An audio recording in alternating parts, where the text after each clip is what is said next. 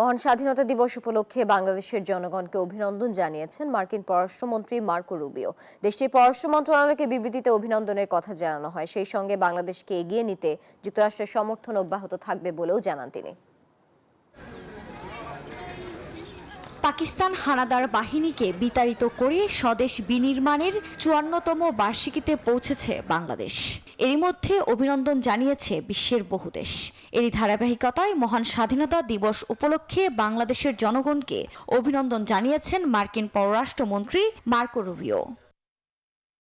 বুধবার মার্কিন পররাষ্ট্র দপ্তরের ওয়েবসাইটে প্রকাশিত এক বিবৃতিতে উজ্জ্বল ও গণতান্ত্রিক ভবিষ্যতের পথে বাংলাদেশের যাত্রায় পাশে থাকার বার্তাও দেন তিনি। বাংলাদেশ ও যুক্তরাষ্ট্রের পারস্পরিক অংশীদারিত্বের উপর গুরুত্ব দিয়ে ইন্দো প্রশান্ত মহাসাগরীয় অঞ্চলে অর্থনৈতিক উন্নয়ন ও আঞ্চলিক নিরাপত্তা বৃদ্ধিতে যৌথভাবে কাজ চালিয়ে যেতে প্রস্তুত বলে জানান রুবিও। এছাড়া অন্তর্বর্তীকালীন সরকার আগামী নির্বাচনের প্রস্তুতি নিচ্ছে, যা বাংলাদেশের জনগণকে তাদের ভবিষ্যৎ নির্ধারণের সুযোগ করে দেবে বলে আশা প্রকাশ করেন তিনি। আফরিন মৌ, নিউজ 24।